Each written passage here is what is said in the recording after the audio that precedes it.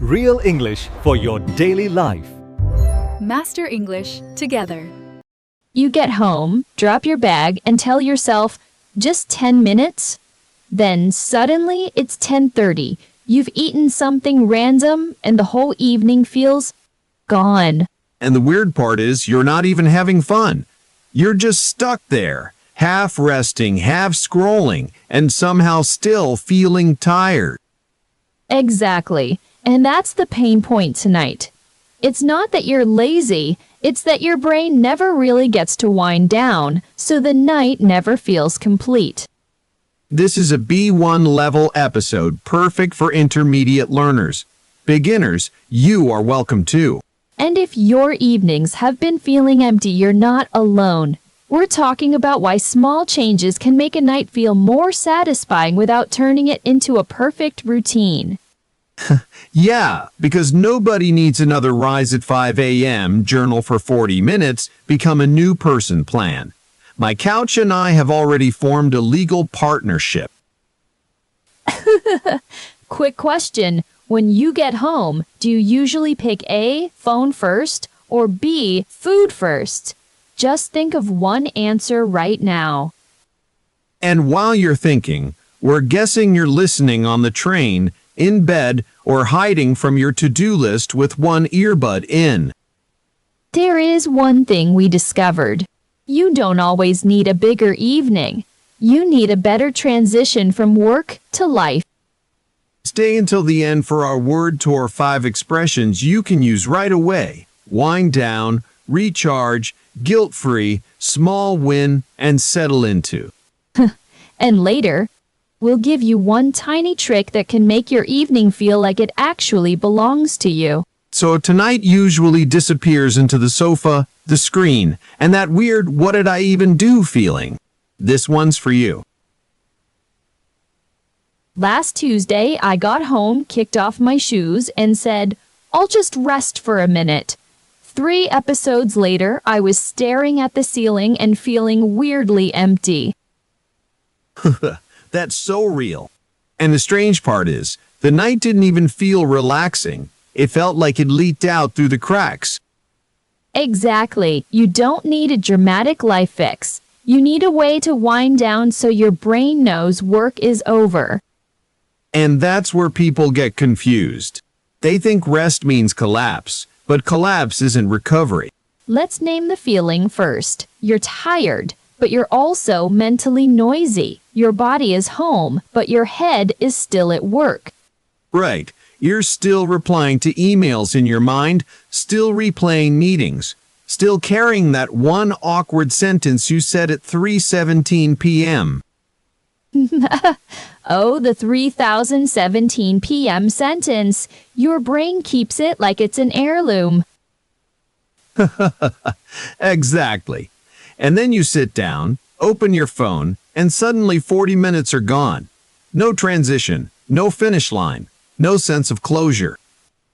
That lack of closure matters. A lot of people think they need more discipline, but what they really need is a small ritual that helps them settle into the evening. And settle into is perfect here. It's not about forcing a mood. It's about letting your nervous system catch up with your body. Slowly. Let me make this practical. Imagine you walk in, put your keys down, and before anything else, you change clothes, wash your face, and pour a glass of water. That sounds almost too simple, but it tells your brain, this chapter is done. New chapter starts now. Exactly. That's why the first step is not entertainment. It's a reset. A tiny bridge between work and home. And if you skip the bridge, you feel like you're floating. Floating people usually end up on the sofa with a bag of snacks and no memory of how they got there. Guilty. The sofa has strong gravitational pull. Mine has a dark reputation. It's basically a professional negotiator. Just sit down, it says, and nobody gets hurt. Now, here's the psychology piece, but I'll keep it simple. In self-determination theory, people feel better when they have autonomy, competence, and connection. So basically, When you choose how to spend your evening, when you feel capable, and when you connect with something or someone, the night feels more meaningful. Yes, and that's why an evening that looks productive on paper can still feel empty if it doesn't give you any of those three things.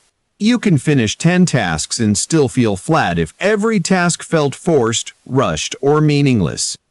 That's the part people don't say out loud. Sometimes the problem isn't the amount of time, it's the quality of the time. And the quality usually comes from a little restoration, not a perfect plan. That's where restorative leisure comes in.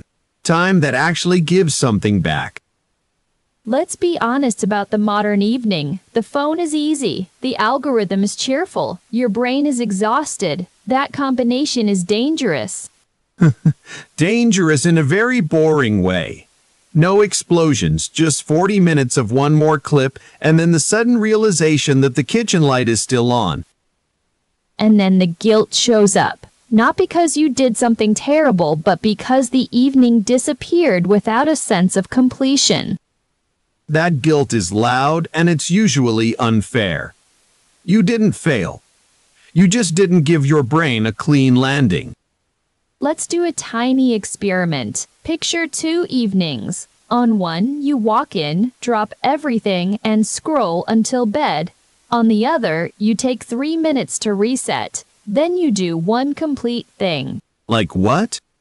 Maybe you make tea and sit by the window. Maybe you tidy one surface. Maybe you listen to one song all the way through. That second version has shape. Shape matters. A small win can change the feeling of the whole night.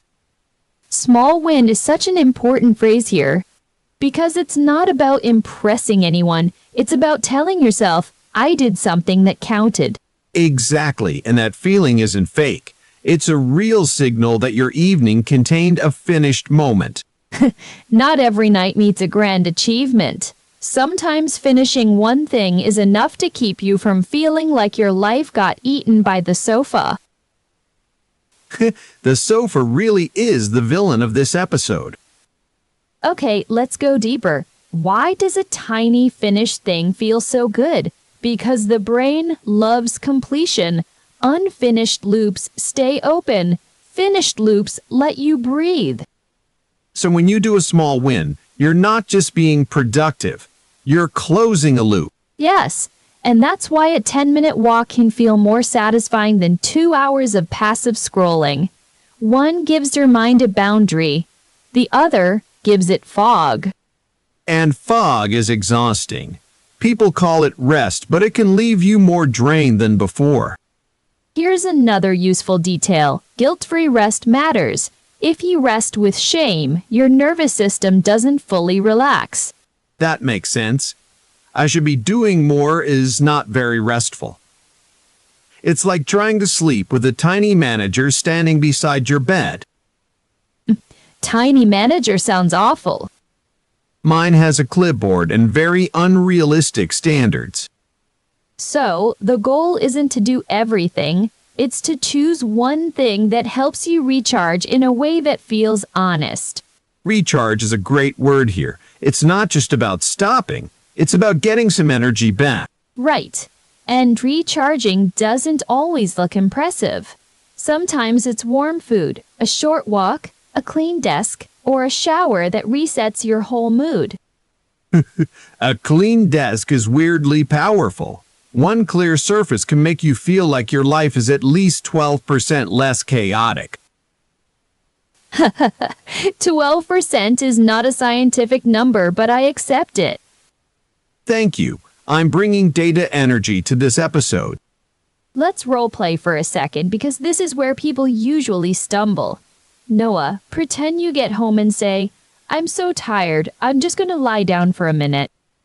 Okay, I'm so tired, so I'm just going to lie down for a minute. Stop there. That sounds natural, but it also sounds like the evening is about to vanish. You need a more intentional line. So what should I say instead? You could say, I'm going to wind down first. Or, I need 10 minutes to settle into the evening. Those sound calm and clear. I'm going to wind down first. I need 10 minutes to settle into the evening. Much better. And if you want another option, try, I'll do one small win before I rest. That keeps the night from drifting away. That one sounds like a tiny mission, and I like it. Great. Now let's make it even more realistic. You're not trying to become a perfect evening person. You're just trying to avoid that blank, swallowed-up feeling. And that feeling changes when the evening has a beginning, a middle, and an end. Exactly. A beginning can be the 3-minute reset.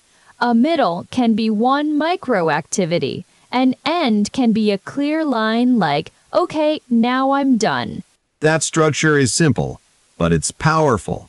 It gives the night edges. And edges make time feel real. Without them, the hours blur together and the day feels unfinished.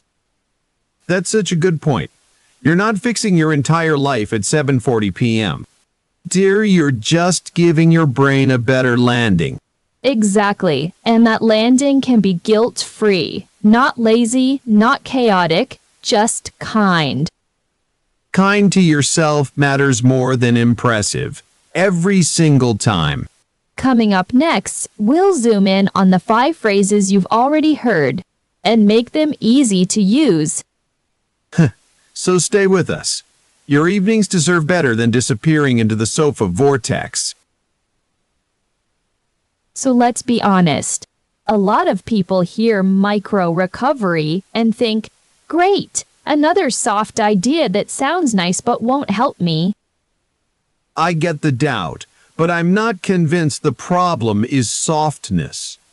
I think the problem is that people try to fix exhaustion with more effort, and that just backfires. But what if you're already overloaded? If your evening feels like one long emotional puddle, adding another task can make you feel worse, not better. That's fair, but I have to disagree with the idea that any tiny ritual will help. If the ritual is fake or forced, it just becomes another thing you fail at. Exactly, and that's why the goal isn't perfection, it's restoration, not performance. But restoration sounds vague. People need something concrete, not a slogan in a nice font. Totally, so here's the concrete part. Your brain isn't just asking for sleep, it's asking for a transition, a signal that work is over. And I can see that, but I still think some people use "I need to recover" as an excuse to do nothing at all. That's the tricky part. Maybe, but doing nothing and recovering aren't the same. Scrolling until your mind goes blank doesn't always recharge you. It often just numbs you. Fine, but a lot of people say a shower is enough, or one episode is enough, or dinner in front of the TV is enough. Are you saying all of that is wrong? Not wrong, just incomplete sometimes. The question is whether it helps you wind down on purpose or whether it pulls you deeper into autopilot. But people love autopilot because it's easy. And honestly, after a hard day, easy can feel like survival. I completely agree, and that's why guilt-free matters here. If you sit for 15 minutes and call it recovery, you're not being lazy. You're giving your brain a pause it actually needs. But then how do you stop that from becoming an endless evening? That's where people lose trust in themselves. Good question. And this is where the small win idea comes in. One completed thing can shift the whole mood of the night. A small win, like what exactly? Because if you say clean the whole kitchen, I'm out. No, not that kind of fantasy. A small win could be putting dishes in one pile, making tea, or walking to the corner and back. That is almost insultingly small. It is small, that's the point. Small wins work because they're finishable, and finishable things give your brain evidence that the day still had shape. I can respect that, but some people need more than evidence. They need a feeling. And a small win can create that feeling. It says, I did something. I'm not just disappearing into the sofa. Okay, but what about people who get home and can't even start? They sit down and their body refuses to move. Then the first step is not productivity. It's settling into a new state. Your only job is to make the arrival feel real. Settling into sounds nice, but people might hear it and think, so I just wait until I magically feel better. No, you create the condition. You change clothes, wash your face, pour water, sit for 1 minute. That's not magic. It's a cue. That actually makes sense. The cue tells the brain, we're home now. Right. And once the brain gets that message, you're more likely to recharge in a way that feels real instead of accidental. Still, I think some listeners will say, I don't have time for rituals. And I'd say you already have rituals. The question is whether they help you or drain you. Oof, that lands. Coffee, phone, couch, repeat. That's basically a ritual with no customer service. Exactly. And the point isn't to shame that habit, it's to replace part of it with something more satisfying and guilt-free. But if the night still feels empty afterward, won't people blame themselves again? Not if they understand the difference between a perfect evening and a meaningful one. Meaningful can be tiny. So your argument is, don't chase a flawless routine. Chase a recoverable one. Yes, because recoverable means you can actually keep doing it when life is messy. And that's probably why people quit big plans. The plan asks for too much, too often. Exactly, but one good transition, one small win, one real moment of winding down.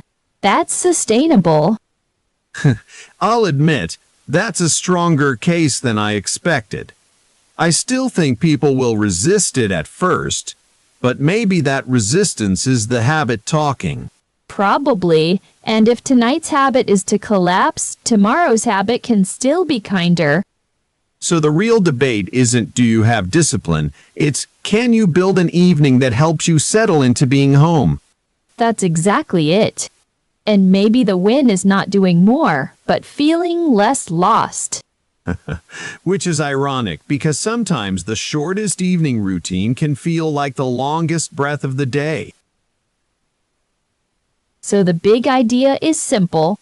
Your evening doesn't need to be perfect to feel good. Right, and the tiny shift is what matters most. One cue, one small win, one calmer mind. In a moment, we'll unpack the 5 phrases that carried this whole conversation. They're practical, natural, and perfect for real life after work. So, when we said your evening needs a better shape, one phrase kept showing up in the story. Wind down.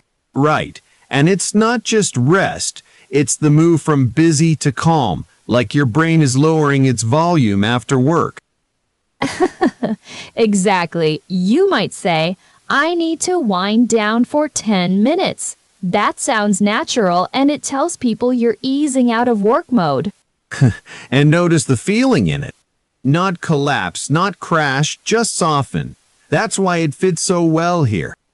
Another phrase we used was recharge. This one is bigger than sleep, because it means getting your energy back after you've been drained. Yes, and you can recharge in a short, real way. A walk, a quiet meal, even sitting without your phone for a moment. You could say, that walk helped me recharge. Very normal, very useful, and much more specific than just saying I relaxed. That's the key. Recharge sounds like recovery with intention. It suggests you're not just killing time. Then there's guilt-free. I like this one because so many people rest and still feel bad about it. Exactly. Guilt-free means you doing something without that little voice saying, you should be productive instead. So if you say, I had a guilt-free evening, You're saying the rest felt clean, not loaded with shame. And that matters a lot, because shame can ruin a rest moment even when the rest itself is good.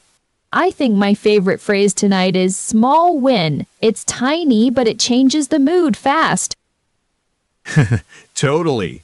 A small win is a small success that still gives you that satisfying little yes inside. You could say, cleaning my desk was a small win. That's simple, clear, and it gives your evening a finish line. And that finish line is powerful, because the brain loves completed things. Even one completed thing can make the night feel less slippery. The last one is settle into. This one is lovely because it shows a gradual change, not an instant switch. Right. You settle into a routine, a room, or even a quieter mindset. It means you slowly become comfortable. So you could say, I'm settling into my evening routine. That sounds natural because it doesn't pretend the change is instant. And that's realistic. Most people don't flip from work brain to calm brain in 1 second. They settle into it. Let's put them back into the story for a second. You get home, you wind down, you recharge a little, and you do it guilt-free. Then maybe you get one small win, and over time you settle into a routine that actually feels like yours. That's the whole point. Not a perfect evening, just a livable one that leaves less regret behind. And honestly, that sounds far better than pretending your life is a productivity poster. Here's a quick mini practice. Say this out loud. I need to wind down. Then try, I want to recharge. Short, natural, easy. Now one more.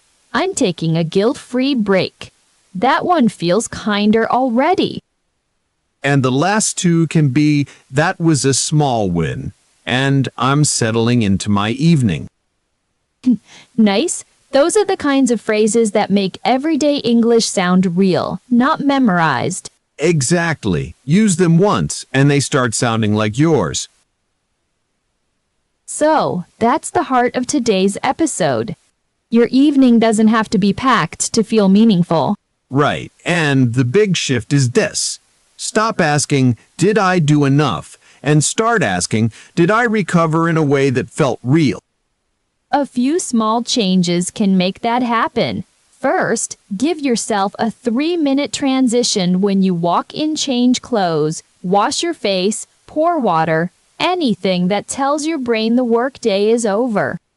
Then choose one small win for the night, not 5. 1.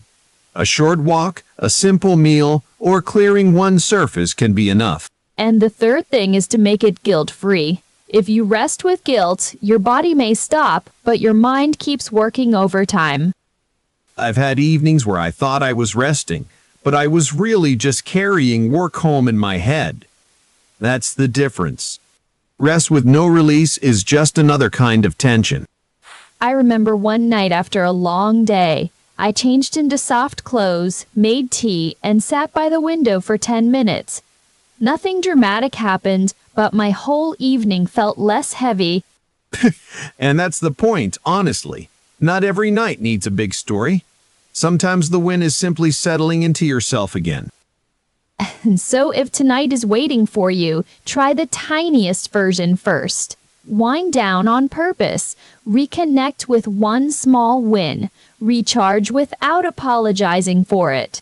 And if the old habits show up again, that's okay. You're not building a perfect routine. You're building a recoverable one. Before you go, we want to hear from you. Tell us in the comments which part of your evening feels most empty right now.